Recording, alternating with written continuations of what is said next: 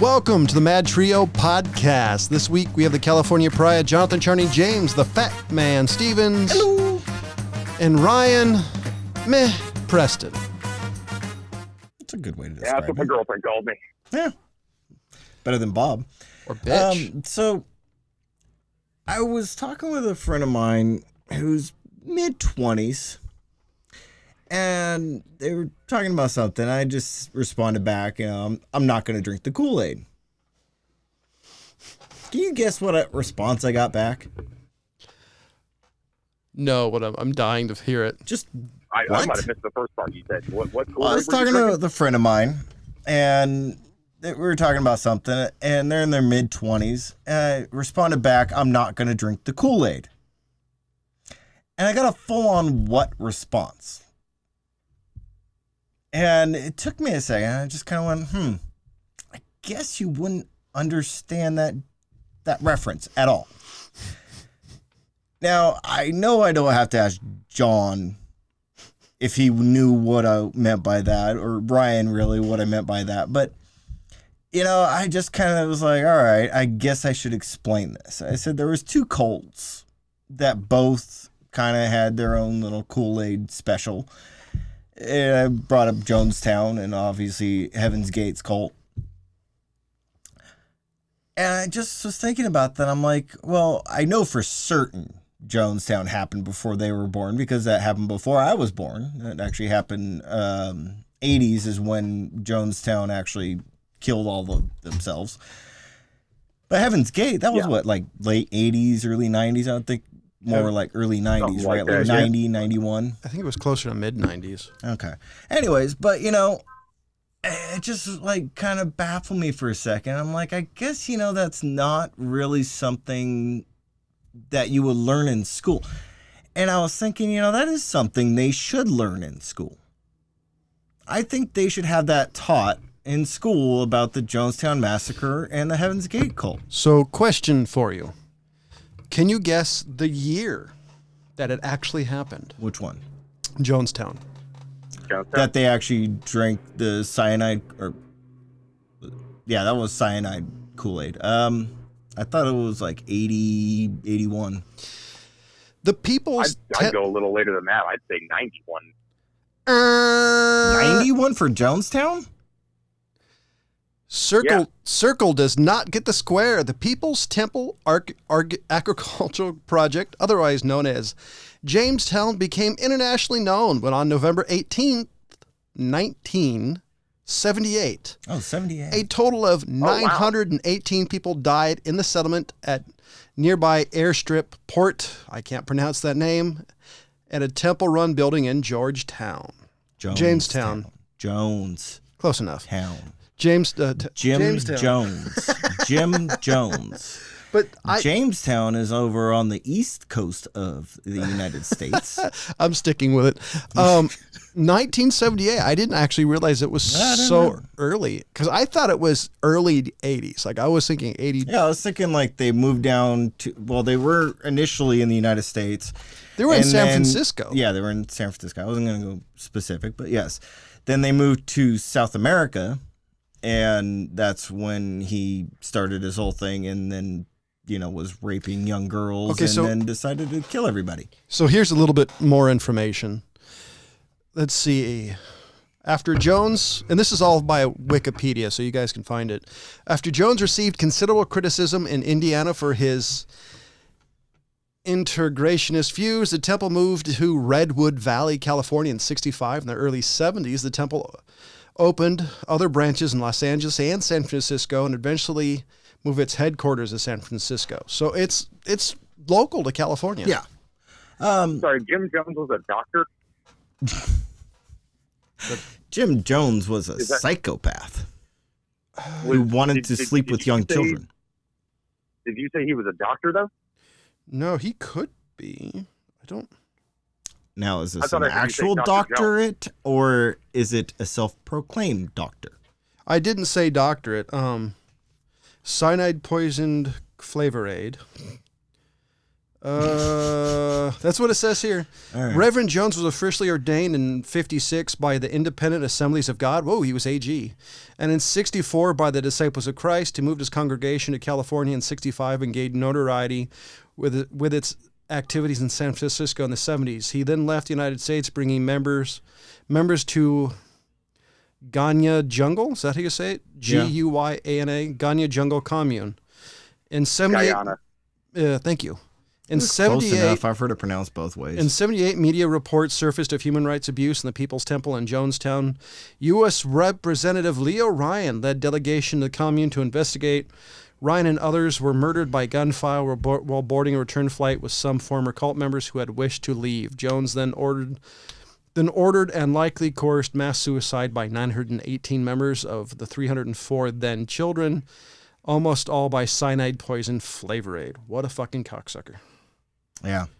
You know what? Anyways, No, I'm sorry. I'm being rather mean to people who. suck cock. Yeah. Okay. Sorry, Ryan. He apologized. Pick your favorite insult. That guy was that insult. I'm sorry. Now, he died by suicide by gunshot wound to the head. Yeah, he was shot by his own follower because he was too cowardice to actually drink the cyanide flavored Gatorade or whatever, flavor aid, whatever the fuck. I don't care. It's Kool-Aid. It doesn't. Anyways. So it doesn't look like he was an actual. So it doesn't look like he had a doctorate in theology. So No. it looks like he was just an ordained minister. Yeah. So, Oh, okay. I thought I must have misheard you. I thought you said he was a doctor, and then I'm thinking, wait, Dr. Jones from Indiana? but anyways. Wow, that movie had Now- an interesting twist at the end. Then No Time for Love. So I was just kind of thinking, I guess that terminology of now when I used I'm not drinking the Kool-Aid, it means that I'm not jumping on board with the whole, sheep following type line of thinking. And I'm just thinking, I guess I really can't use that terminology anymore. Why? well, you see, Because then I have to give a history lesson. no, we see. I think you can still do it because that's something that's within the cultural. wrong. I'm That's thinking like 30s and up. but that's still something within the cultural mythos. I mean, even like Yeah.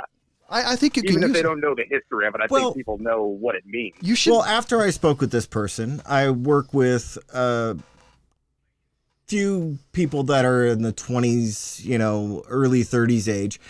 And so I started, being like, so if I say to you, I'm not drinking the Kool-Aid, what does that mean? And they just kind of looked at me like, you're not drinking the Kool-Aid?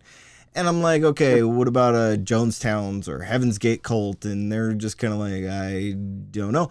And it's just one of those things. It's like, now, that was just taught to us through, we weren't alive for Jonestown. We were definitely alive for Heaven's Yeah, it Gate and Waco. I think we all learned that through osmosis. Yeah. So, but 'Cause I it's- guess it's obviously not something that's being taught through osmosis anymore. And I'm just thinking like, well, it's such a valuable lesson to people to learn that there are people out there who are sick and sadistic and so full of themselves that they will try to lead people along this type of path. I mean, like, people know of Charles Manson still, younger people, but I don't think they really know all that Charles Manson was actually doing.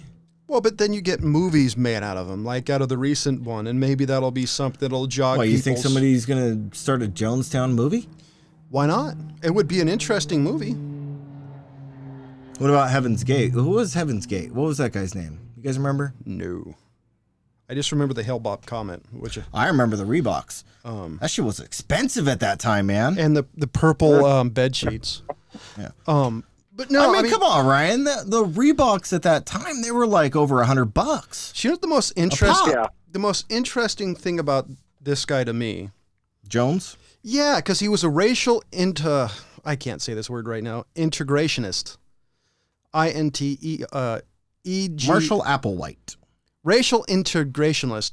It's interesting. In 1960, the New York Times reported that in 53, declaring that he was outraged at what he perceived as racial discrimination in his white congregation. Oh, shit. Mr. Jones established his own church and pointedly opened it to all ethnic groups. To raise money, he imported monkeys and sold them door to door as pets. That, to me, is amazing that in 1953, he had an integrated church. What if that's he integrated just because he wanted to kill black people via the koolaid? Then it's like doubly racist.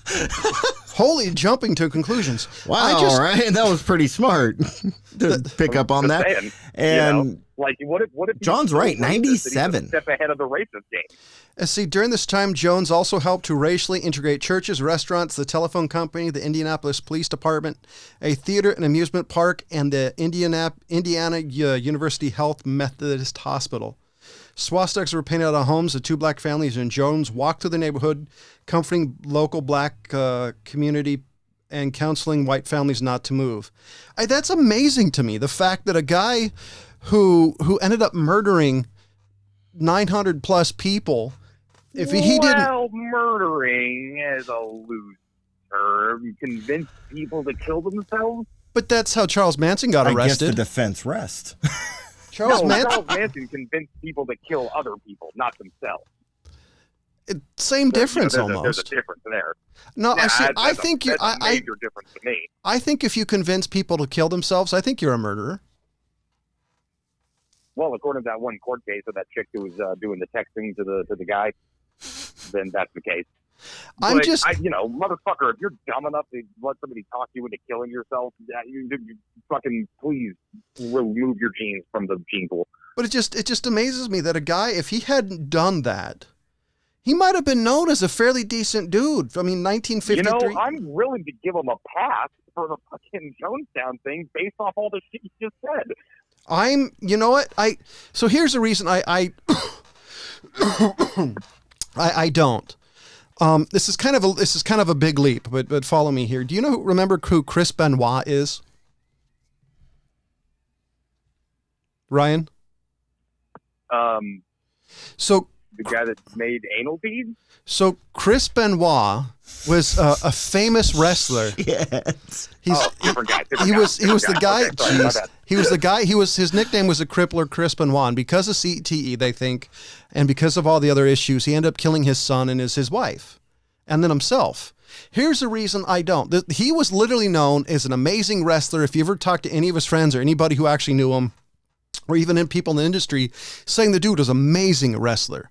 But his history and his past will always have an asterisk because of the deed he did. And I feel the same way at Jonestown. I mean, to me, even though if he, in 1953 in Indiana, he tried to change people's hearts and say, hey, black people are just folks, he'll still always have the asterisk because the 918 people who killed themselves because of his greed.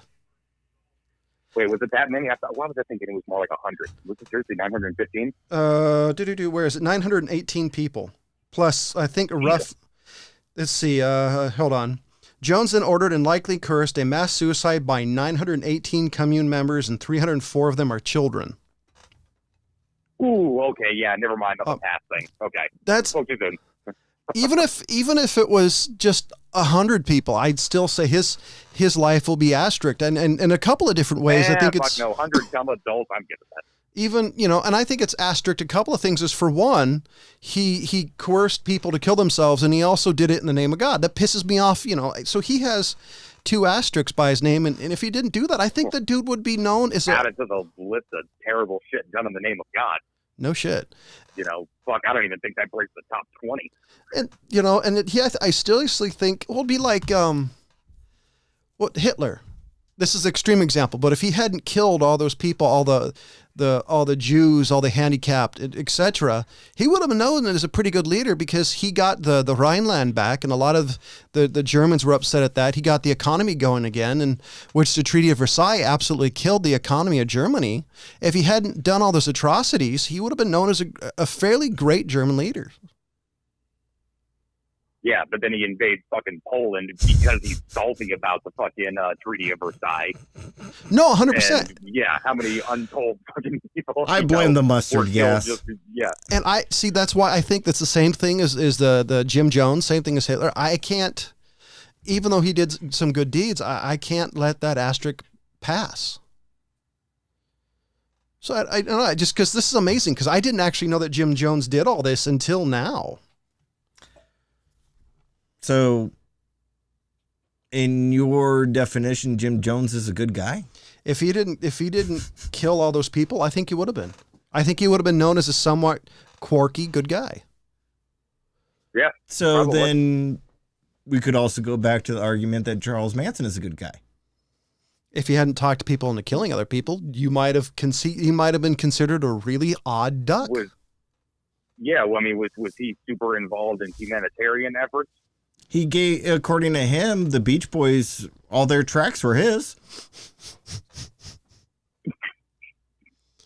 I know he had a song I think they recorded. Yeah. Of his. But I don't know enough about Manson. Did he help? Did he do any humanitarian? Because I know he tried to burn down a boys' school. I'm not sure if that's humanitarian unless it was Catholic. It depends on what the guys at the boys' school felt about that school. But so I don't think they wanted him back, but who'd want that thing burned down. Well, I mean, but the other thing is during that time in the 60s, there were a lot of people doing pie in the sky humanitarian efforts. So, I mean, that's really hard to tell. He wasn't involved in the 60s for more than maybe a year or two. I mean, he was released from Alcatraz in the 60s and ended up in San Francisco. Well, did he do anything though besides talk people into killing other people? He wrote songs. Okay, poetry. so basically didn't do anything. Spent a lot of time with the Birdman of Alcatraz. That's not a joke. No. No, I don't think anybody could, unless you're that particularly, who like Manson. No, I don't think Manson could ever be considered a good person at all. Well, I guess, considering that the Birdman of Alcatraz killed all of his cellmates except for Charles Manson, that should say something. He must have been doing something right. He was afraid of Manson. Of course, the Birdman had to be elderly at that point. Well, you know who the Birdman is, right? Not off the top of my head. He was an assassin for Al Capone. Mm. He was Al Capone's favorite assassin. So what, he's 90 at that point? No, I would think he would be maybe 60s, 70s. So no, years so old. I don't maybe think 80s. I don't know. I don't think Charles Manson could have in any point be considered. Charles Manson didn't really have a lot of experience with life outside of institutional life. So, I mean, no, I really can't say he did anything good, but he necessarily didn't do anything bad other than, some stealing and, theft and drugs and things like that. And, but I'm just kind of pointing out that, I mean, if we really look at a lot of these really messed up people, we could even go to Stalin and Mussolini and those guys too, and I'm sure they all have their redeeming factors. Do you think they would end up where they were without it?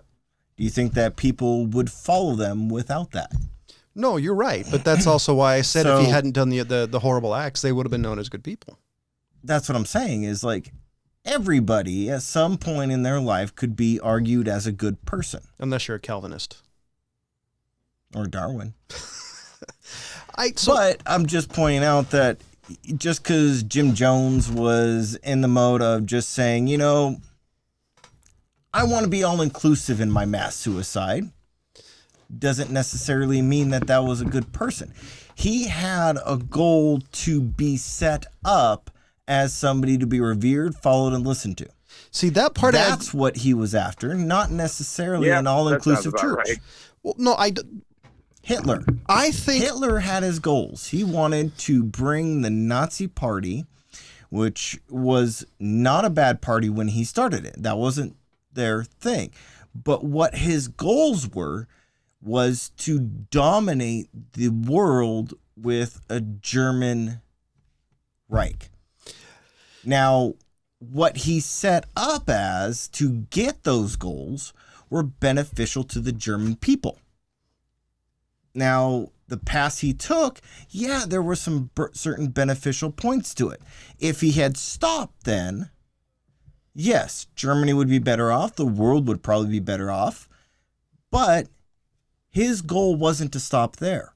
Just because somebody has some stepping points along their path that you agree with doesn't mean that that's a good person, because their eye isn't on the good. Their eye is on the goal of what they're after. But you missed the first thing I said. I said history would have found him a good person if he hadn't done that thing. And I'm not. Yeah, that's what I'm saying. But his goal in life wasn't that thing, John.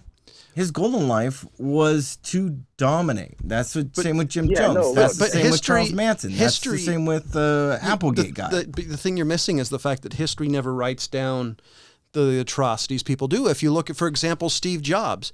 In real life, Steve Jobs was an asshole who wasn't liked by anybody, who would get brand new cars every 6 months so he could park in handicap spots.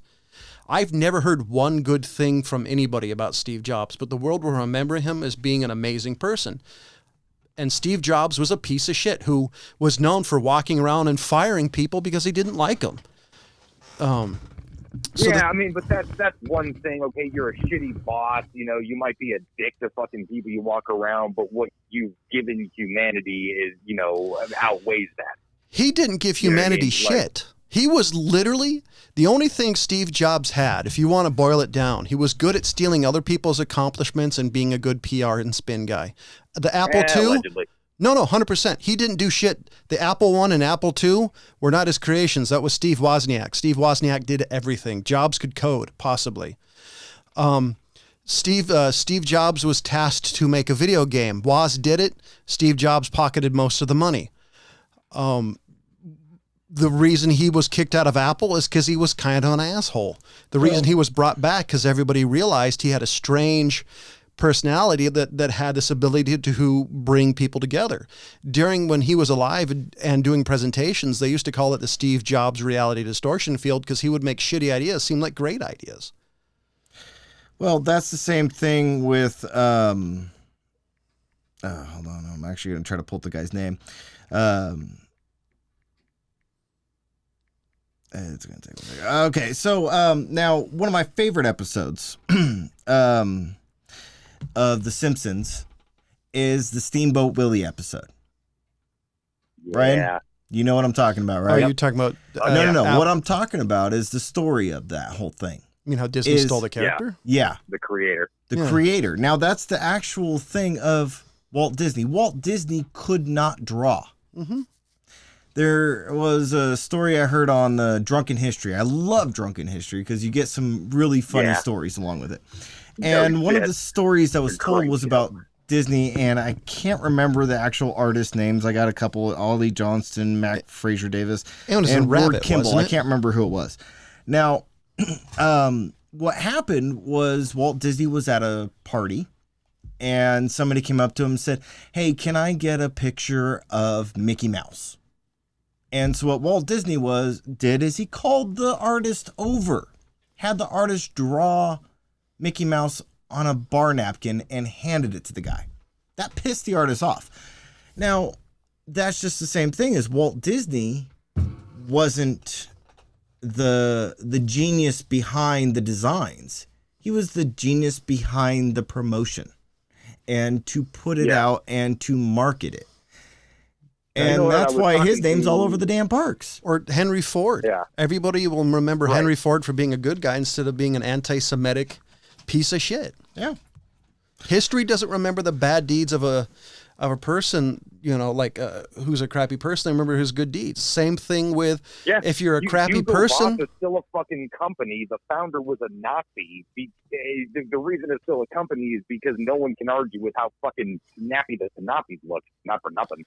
And it's just like, I mean, it's like, I'd like to shoot everybody wearing that uniform, but you know, damn, that's a boss. That's a pretty dope looking uniform. I mean, it's the same thing with Jim Jones. I mean, I have no doubt he had a personality complex, wanted people to follow him, but if he stopped at just that, I don't think that's a bad thing if you're a pastor and want people to follow you, unless you take it the wrong way, which he obviously did. Because I think in some degrees, I think you have to have a little bit of an ego, and just a little bit to be a pastor in some degrees, especially if you're a pastor of a mega church. I think it helps a little bit. Well, okay. So let's bring up somebody who not necessarily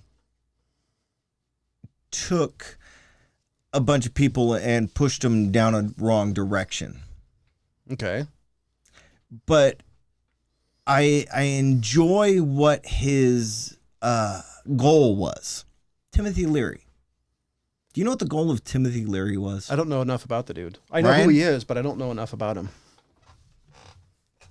Do you know what Timothy Leary was about? Fantastic individual. Huh? Mind expansion. Yes. He didn't want people to just accept what they saw and what they took as reality. He wanted people to push the boundaries of what we look at. He wanted us to try to understand plants, to look at them as more than just, just something we can touch and use, but to actually understand them in a more molecular understanding. He wanted us to try to understand that they make noises, that even, the sound, the vibration, that's what he was after. Even with the same expansion of the universe, to look at everything. And that's not necessarily a bad thing. But what he was using it as to get people to that point was acid. Hold on one second before we go any further. So if you don't know who he is, because he's very big in the 60s pulp culture if you paid attention, but here's a little information about him. He was a full-on doctor. He's a smart man. And this is from Wikipedia. As a clinical psychologist at Harvard University, Leary conducted experiments on the Harvard psilocybin project in 60-62. LSD and psilocybin were legal in the United States at the time, resulting in the Concord Prison experiment and in the Marshall Chapel experiments.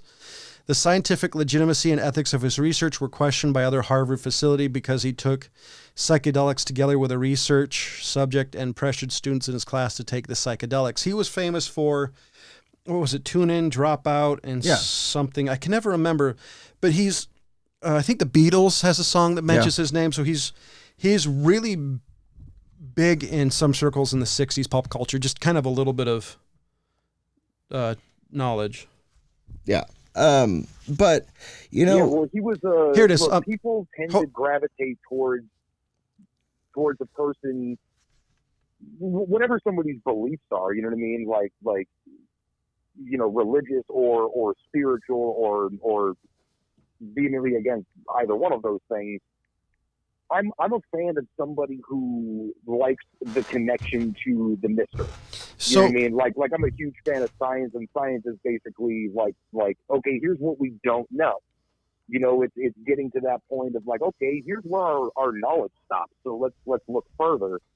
Those people understand, this larger thing going on. That we're all connected to a large thing, whether that's God or just a universe in the Carl Sagan, Neil deGrasse Tyson kind of way, is open to interpretation. But I like people that like that mystery, that like the, hey man, here's a way to think about something you never have, whether that might have been LSD back in the day, when it was first developed.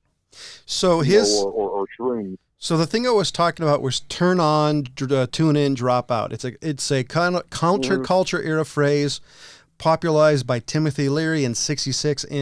In 67, Leary spoke at the Human Bee in a gathering 30,000 hippies in Golden Gate Park in San Francisco.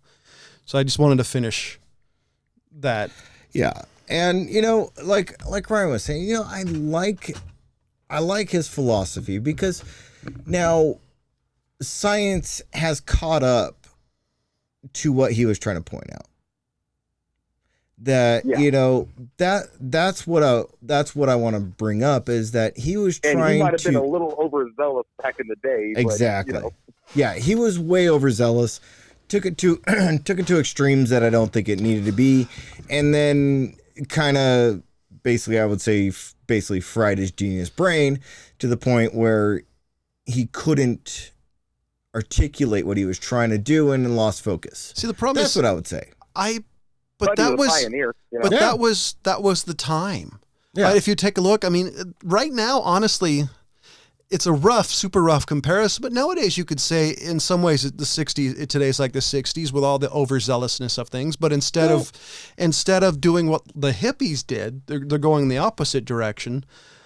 But I think that was the order of the day, was kind of this this overzealousness trying to find your path. Now, if you look at some of the TV shows today, granted, back then it was a little over the top, but you take a look at the 67 to 1970 Dragnet, they made fun of hippies all the time. Yeah. If you take a look, the 67 to 74, 75-ish, Adam 12 had the same thing with the little bits of hippies in there. So I think that was just kind of the order of the day was that. Yeah. Now, necessarily what well, you know, it's the early days of anything like that are always going to be like that. You know what I mean? And as time goes on, you have the benefit of hindsight, and you're able to add nuance to it. You know what I mean? Like we all recognize in 2019, okay, the extreme opinion of do drugs all the time, Timothy Leary, and Nancy Reagan, no drugs for anybody ever. Like both of those are crazy. You know, so now in 2019 or whatever year it might be between those two extremes, we get to say, okay, what is the correct amount of drugs? I think Nancy 10% Reagan. maybe? I think Nancy Reagan was closer to being right than Timothy Leary on the drug things, personally. Because I've known way too many people who made themselves dumb. I do know, however, people who are so conservative they're jackasses. That's what I'm going to bring up is the fact that, okay, now I won't say Nancy was a jackass when it came to it. But we've to morality. Now, but we've all known. I was gonna say, hold on, a whole other topic here. We've all known the straight edge guy who just took it to a ridiculous edge instead of saying, "Hey man, I don't drink, I don't do drugs, I'll drop aspirin once in a while." But you know, that's it. That's just my thing. Yeah. We've all known the people who are, you know, they're the preacher of it, and they see you, you know, kicking back, Margaret Thatcher. Yeah. What? Sorry. You know, you see some of you kicking back, drinking something, you know, they freak out on you. Yeah. So, where I was going to go is that, but we're talking about that time, and this is totally went on a different tangent of where I was going with this. But now I got to bring up the two greatest hacks that came out of the hippie pop era of that time is Andy Warhol. I don't know enough about him. He is a talentless hack who just... Oh God, I can go off on Andy Warhol, and another one that took advantage of the stupidity of that era was Scorsese, another talentless hack, who is just a piece of shit. Hey, so Ryan, just promise you're not going to go on the tangent on that. I've heard you guys comment too much on that one. No, he has Look, to. He knows. I'm only up Scorsese's ass for Taxi Driver. Everybody loves that movie. It's Piece of fucking shit. overrated. Anyways, but aside from that, I mean, he's got a decent batting average. I mean, between fucking Wolf of Wall Street and Departed, I gotta say I'm at least a little bit of a fan. So he's definitely, I mean, without going Talentless too deep in hack. it, I think he's definitely, I think he has to be your type of director. It's like, you know, the guy who did The Shining. I think you have to like his style to really enjoy him. you mean not the piece of shit that came out from, you know? No, I don't remember the guy's name. The guy who did. About Kubrick? Yeah, Kubrick. I think you have to like Scorsese's films to really get Scorsese. I think the same's with Kubrick because I'm not a giant Kubrick fan, so I haven't seen a whole lot of his movies that I really dig other than The Killing. Yeah, Killing was good. Clockwork Orange You was don't good. like Full Metal Jacket? Okay, like I said, I like parts. I don't like all of his catalog. Well, not everybody's gonna like the full thing of Full Metal Jacket. I mean, But I think with Scorsese, I think it's the same way. Some people like certain, you know, I think all of his movies have kind of a certain funk to it. And I think the people who like that type of thing, that's the thing those type of people are going to like. I will give you this. Now, every director... How's that for circular logic? Every director probably has at least one or two movies that you're going to like. Every director. If you go through their entire repertoire. That's just what it is.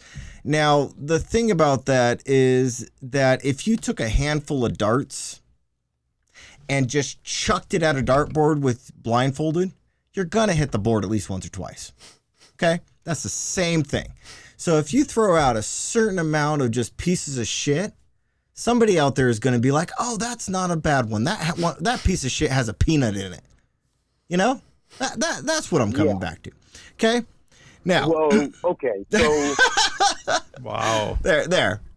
You like that? So Martin Scorsese, I'm going through his IMDb, and yeah, I mean, you know, he's got a lot of fucking movies. Yeah. And a lot of documentaries, a lot of shorts. But you know, Raging Bull was good. I'll argue with you on that. You'll argue with him on anything. Goodfellas was good. Which one? Goodfellas. Yes. I'll give you Goodfellas. Casino. Yeah, parts of Casino. I love Casino. The whole Gangs in fucking New York, thing? It was kind of hit or miss for me. Which one? Yeah. Oh yeah. Gangs in New York. Gangs in New York wasn't I saw where bad. he was going with that one. Yeah. You know, he was stylizing a little bit. I dug the characters he was getting into.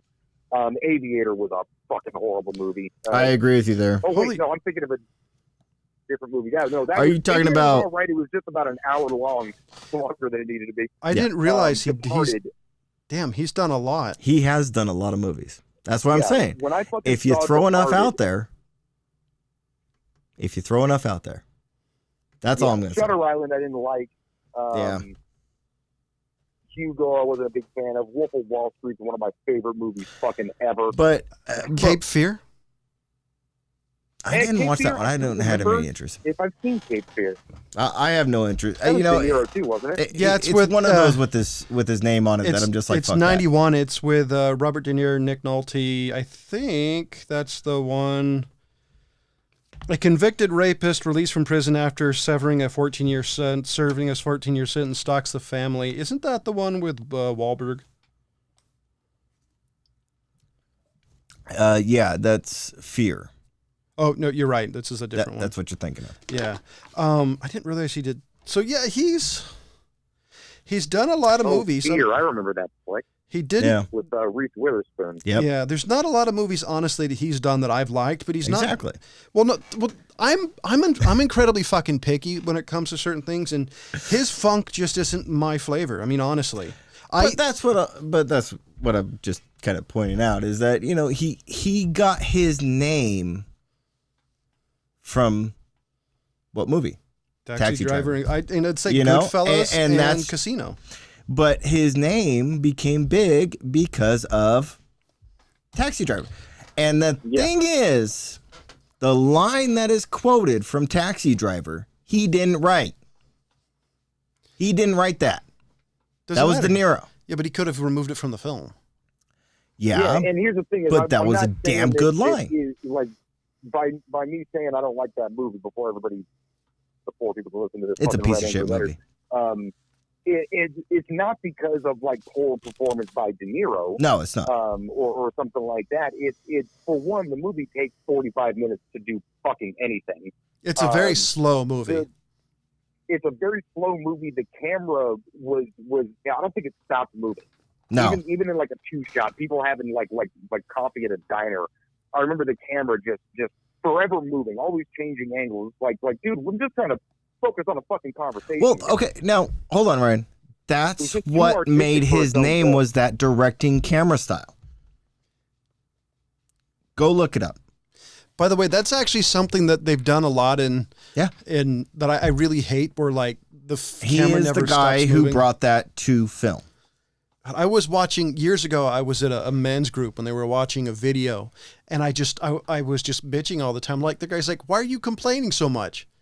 The camera hasn't stopped moving once." Like that. What? Look, I'm getting effing nauseous here. I can't. It's like if this camera moves anymore, I'm gonna hurl.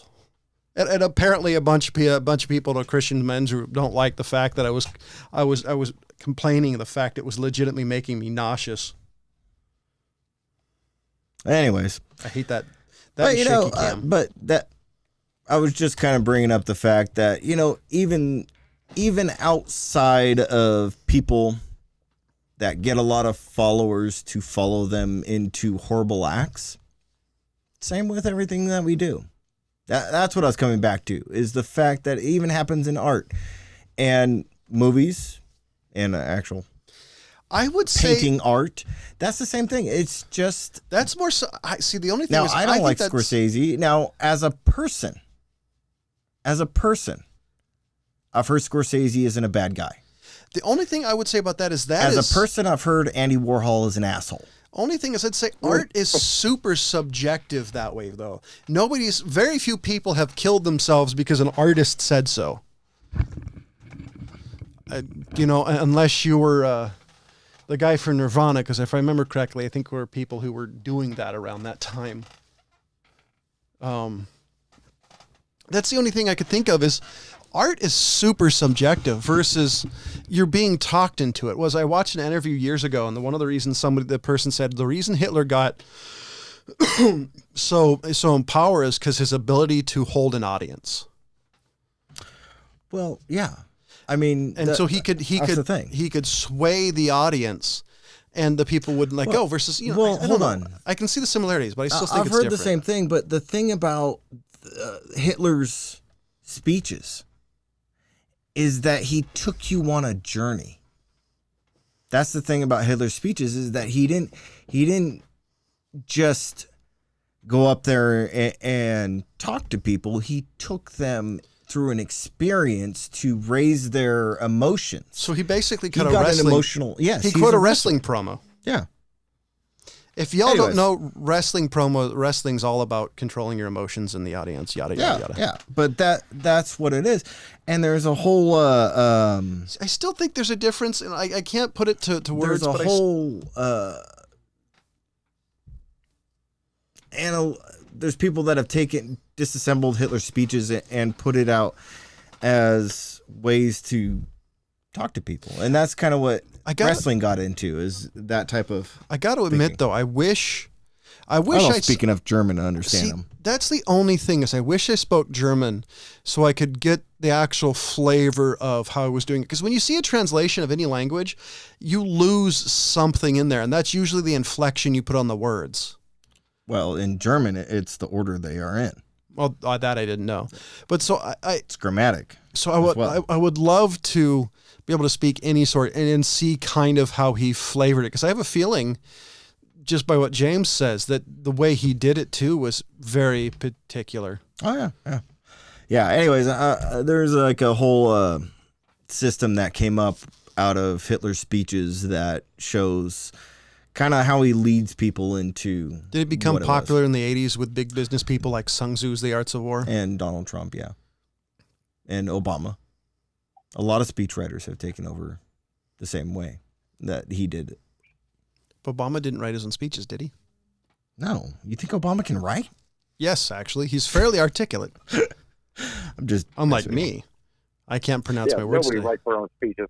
Actually, I really can't stand Donald Trump speeches. I just can't stand the way he talks. Speeches? My biggest. You mean him when he gets up and fucking rambles and completely ignores whatever fucking. Actually, okay. Now the thing that really drove me nuts was it's the fucking threes. No, I heard him talking, and this was a couple months ago, about his meeting with the Chinese ambassador. This is months ago, and the thing is we had a fantastic meeting.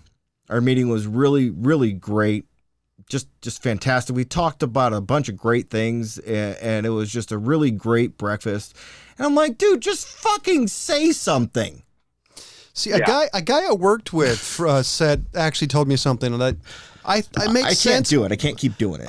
It made sense to me, but I thought it was BS. He said Donald Trump learned something early on in his life that if you say things three times, people remember. The issue I have is you listen to a speech and he says, "I'm doing good. Today was good." It's just like I don't like hearing him speak because exactly it. It drives me. The tangerine tornado drives me nuts. It's not the fact that he says things in threes. It's the fact that he never says anything. No, it's the fact he says shit in threes that drives me nuts. Yeah, it's worse than when I'm doing evasive. To be out here talking for 5 minutes. I'm just going to go up here and suck my own dick for that 5 minutes and then walk away and then call it a win. Wait, did you have a rib removed like Marilyn Manson? It's just annoying. Like even Bill Clinton, who had the world's longest State of the Union speeches, said more in a shorter period of time than Donald Trump does, and I don't like because he was thinking about cigars. It just drives me blue dresses. It just drives me nuts. I hate listening to Trump speak. No, I do like some of the written reports of the way he says things, because at least they kind of boil down what he says, so I don't have to listen to the speech a couple of times and try to get the gist. Yeah. Yeah. Literally the thing I can't stand about Donald Trump is that he doesn't say anything. It's really, it's not the threes. It's not any of that. It's just the fact that it's rambling, as Brian said. And the worst thing is, I actually agree with some of the stuff he said. Like, he's done. But it's just like... I still want my federal CCW. No, that'll never happen. He's not pro-gun. Yeah, but he promised me a federal CCW. If Obama can get people phones, I want a federal CCW. I think getting phones was easier than giving somebody a federal CCW. I don't care. You'll never get it. I don't care. Even his wife. Actually, okay, so y'all, this is going to be talking a little bit of politics, so just to warn you. So if you don't... I think we've already disseminated politics there, John. So Dan Crenshaw, he was the SEAL. He was a SEAL team guy who's now in government. He's the guy with the one eye. Was talking about red flag laws. If you know what a red flag law is, it's fucking bullshit. Basically, it's like, oh, this person gave me a bad look. I'm exaggerating a tad bit. This person gave me a bad look. He's have guns. Let's report him. Okay, take all his guns away. I'm sorry. I don't want to go further on it, but the dude lost some respect for me. But on the other hand, if you expect anybody who's military, anybody who's a cop to actually like firearms is a complete logical fallacy. I've met plenty of cops who hate guns, and I've met plenty of military people who aren't fond of them either. So if you're a conservative and think, oh, all because somebody was in the military and they like guns, it's a complete logical fallacy. Well, there's a lot of people that join the military for benefits, not weapons or exactly leading their targets. I know not leading their targets as much. Well, what's the percentage of people in the military who actually carry a gun for their job? You mean really, really, really, really low? You mean who are allowed to? Really fucking low. Yeah. That's what he meant. He meant allowed to carry their weapons. The vast majority of people in the military, 95% of them are going to say the last time I fired a weapon was in basic. Yeah. I knew a chick that loved playing with their uranium Gatling gun. I really liked that chick. Ooh. Yeah. I was really jealous of her, and she's just like, do that. She's like, that's what I get to play with most of the time. I'm like, okay, I want your job, but I'm not joining the Navy. What? Isn't depleted uranium on those things fucking dangerous? It's slightly radioactive. Yeah, slightly. Not enough to where. Right? Like she's not going to have kids anytime soon. But I am curious though on what's more radioactive, a banana or depleted uranium, because bananas spike because of the potassium. They spike Geiger counters, so I'm kind of wondering what's more dangerous. Are you afraid of bananas? Yeah, John? that's Well, no, because in theory they're not super radioactive. So I'm wondering what's their actual level of radiation compared to like a fruit that is known to be slightly radioactive.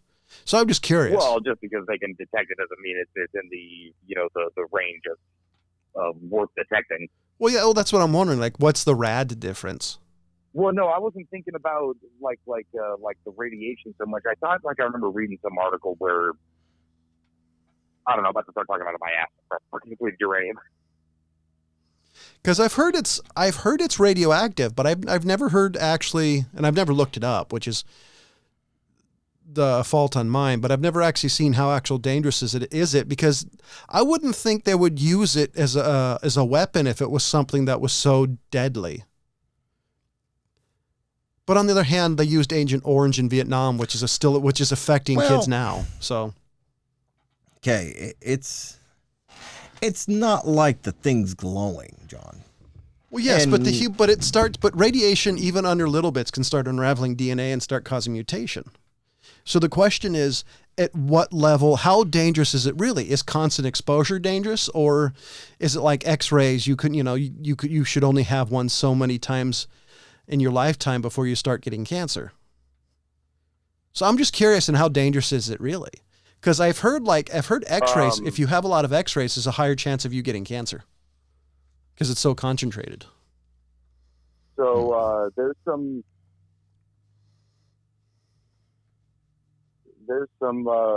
things that are definitely linked to some health concerns regarding the chemical toxicity, radiological hazard, Gulf War syndrome. Even though it looks like there's not a lot of You know, there's like a whole thing of California. Wait, hold on. Is this from depleted uranium? Right.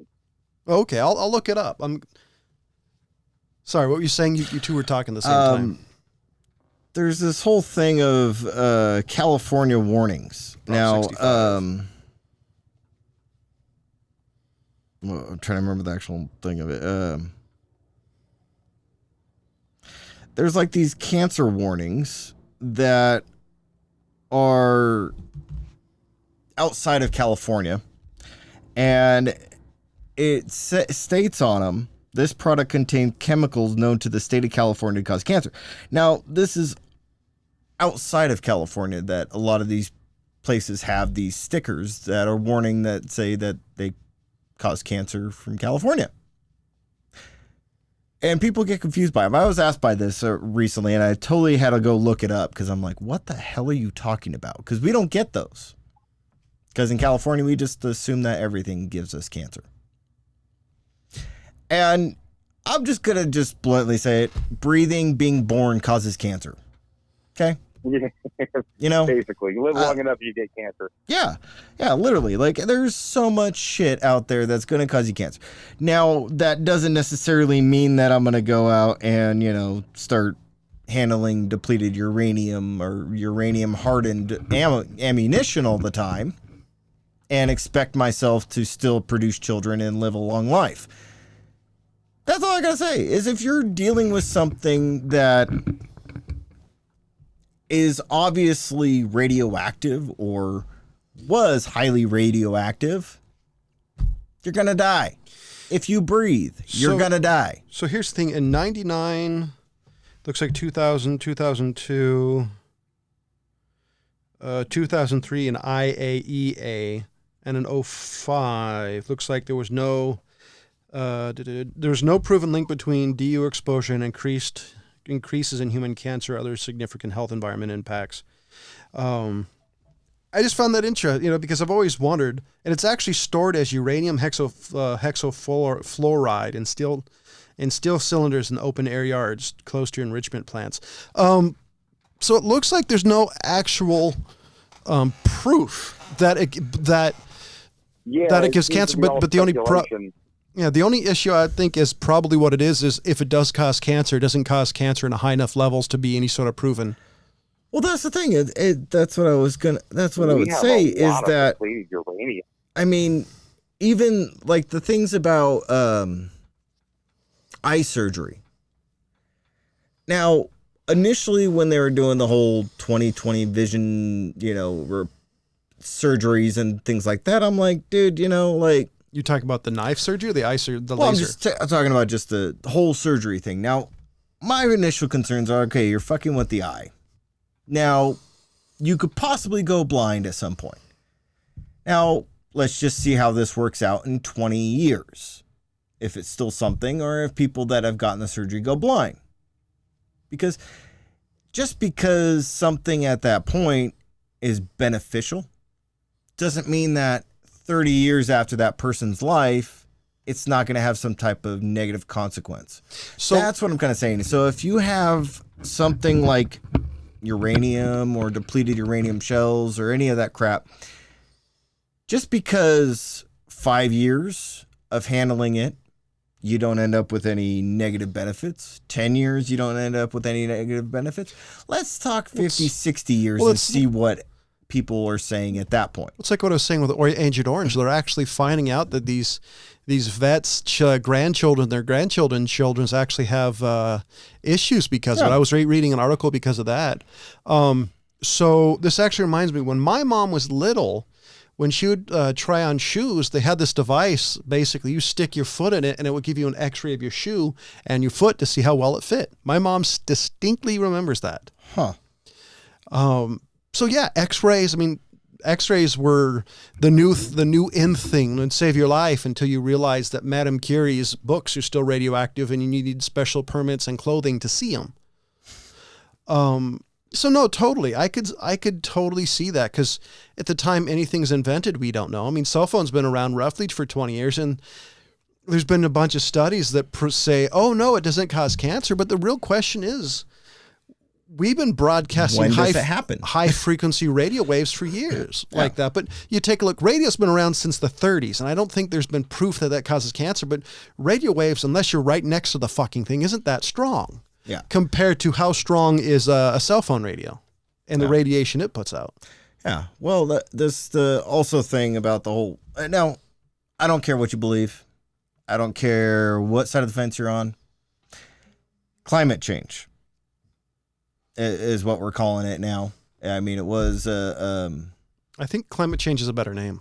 I think it is a better name. I think it invokes a way better understanding of what's going on than what it was. It was global cooling. It was global heating. And I like the fact that we've come back to, hold on. Fucking name it because everybody's pissed off about it. Well, yeah, but I think climate change is a really good choice. Now, the thing I've been I like man-made saying, climate change only because it gives us the credit. Anyways, shut It's up. impressive if you think about it, Hey. really. I said, shut up. Luckily, I'm the one in control. Well, luckily he's not in the same room as me. Damn. I'd love to see that. Luckily, I Anyways. can always still run faster than you. Yeah, but can you run faster than I throw a knife? Now, Yeah. are you sure? Yeah, He's- because I'm going to run serpentine, not like fucking Rickon, like an asshole. I was going to say James is better. Ryan has better lateral movement. I don't know. I can still Yeah, curve a knife yeah. as I throw it. Anyways, now, what I was Just going to like in say Wanted. is that the whole thing about climate change, global warming, global cooling, whatever the fuck you want to call it, is this.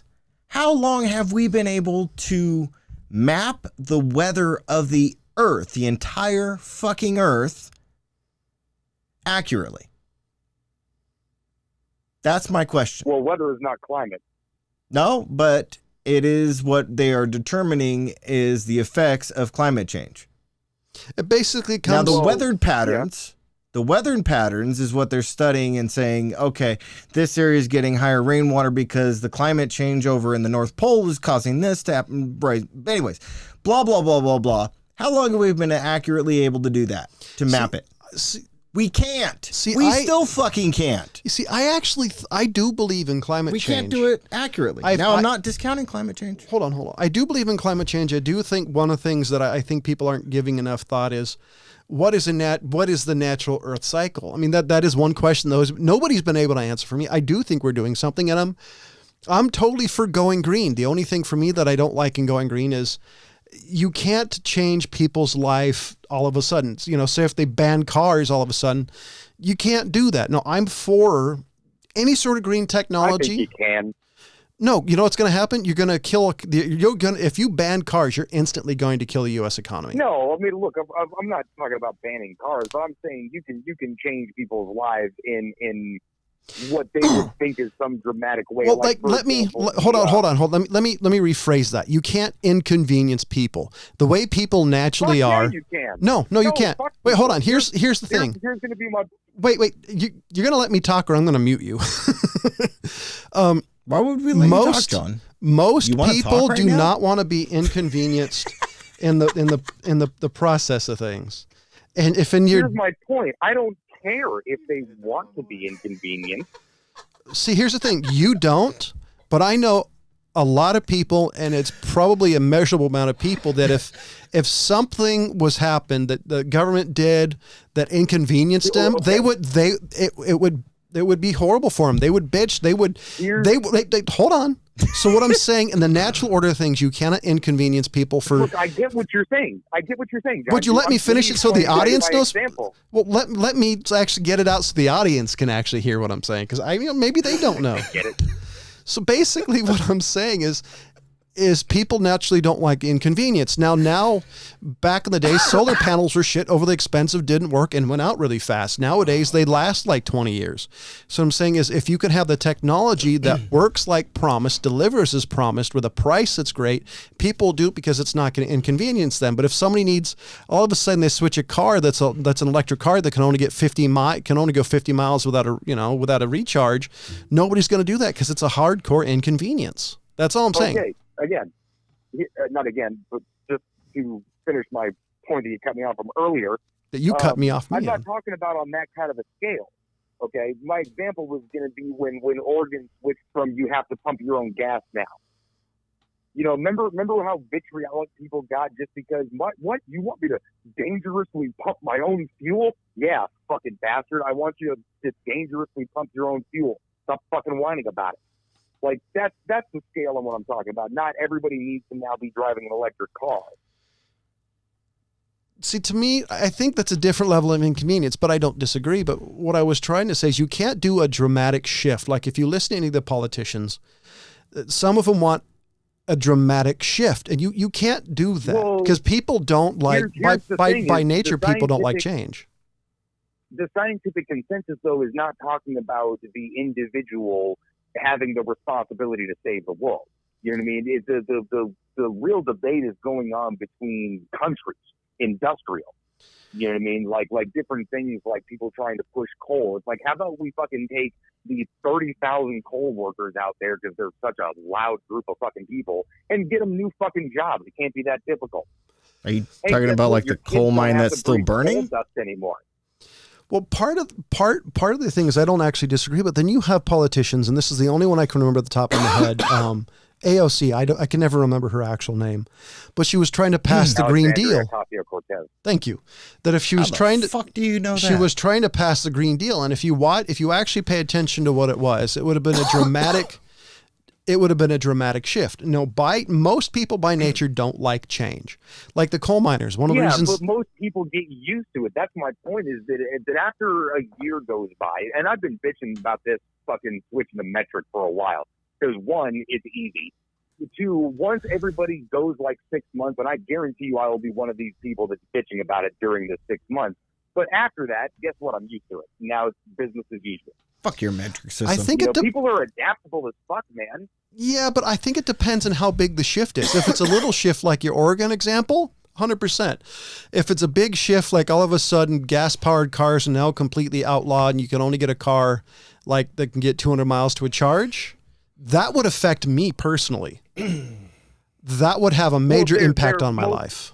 The electric cars that are out mostly are hybrids, and like I said, it's not going to be that kind of a switch anyway. Well, but let's say that it is. You know, the modern Teslas, not even the expensive ones, just your base models, are fucking ridiculously good on mileage. Well, no, I don't. That's just an example of what they would do, and I don't disagree. But the one issue they have with electric cars now is what do you do with the batteries? They're actually finding that solar panels solar panels are actually having issues with, because what do you do with the solar panels after the fact? So I mean, there's definitely ways to pull the materials out of it, and it's nowhere near as dangerous as what we're currently doing. You know, but here's the point: is that if we don't get in, you know what I mean? Like I'm fucking Congress. If the planet doesn't get India and China on board, then it doesn't matter what we do as individuals. If we go from 12 ounces of meat a day to 6, you know, that's not going to make a fucking difference. No, I 100% agree. And that's been one of the issues I've had from the beginning. I'm totally for going green. If it's not inconvenient and they can do it a way that the technology actually works, at least close to as delivered, that I'm for going green. I'm for actually bettering the environment. But I have issues when everybody says, oh, we got to do it. But you have China, India, and some third world countries that are releasing horrible chemicals in the air. I mean, we're talking about major industry. You know what I mean? Well, that's been a lot of shift. China I mean, like and India have an infrastructure that's got 1 billion people apiece. Well, I know, but China doesn't produce they're not the major hub for manufacturing as they used to be for the United States. No, they're the major hub for pollution is what they are. Have you ever seen the pictures of fucking like Hong Kong?